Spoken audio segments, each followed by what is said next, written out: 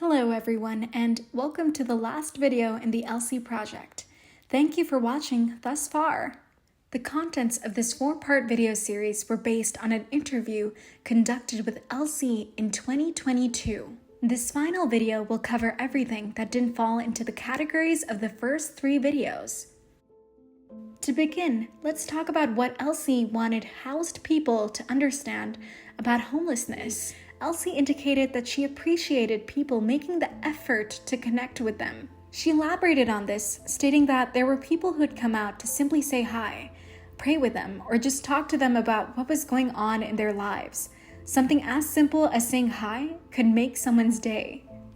A big reason why people don't do this already is a negative view of unhoused people. Elsie further talked about how unhoused people are portrayed horribly in the media, which often creates the misconception that all of them are people to be feared.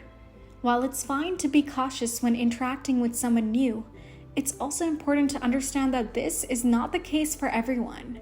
Another thing we asked Elsie was, what are important items that unhoused encampments would need as donations? Elsie mentioned how important the following items are: clothing, such as socks, gloves, hand warmers, and jackets. And hygiene items such as deodorant, face towels, soap, toothpaste, toothbrush, and hand sanitizer.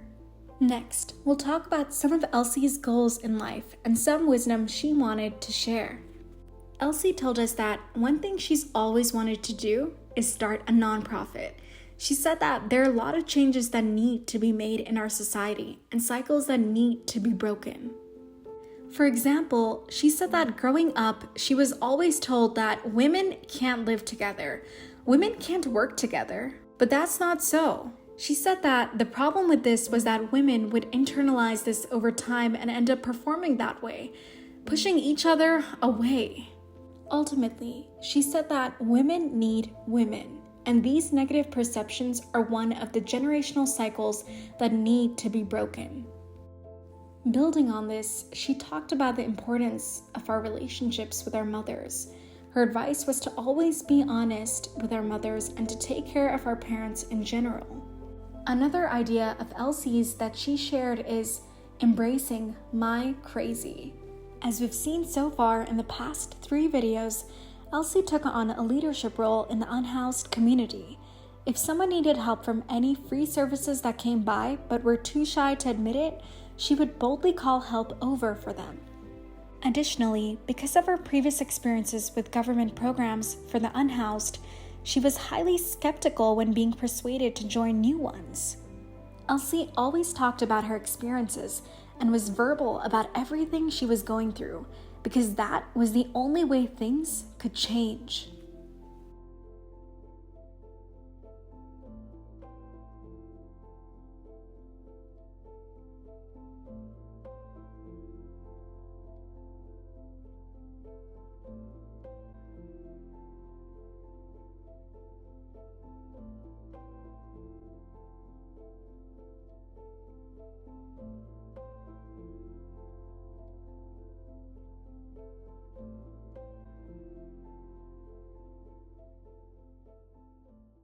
Sometimes people have told her that she's crazy for saying all these things and for speaking out, but she said that she embraces that.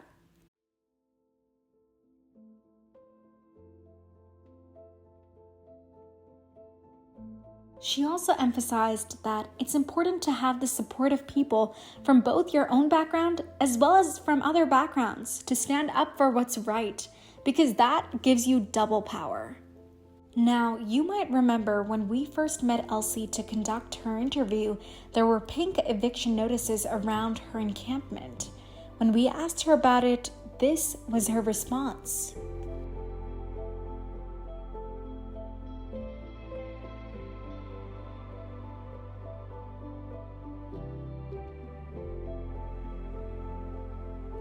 She emphasized the lack of stability and planning that went into these evictions.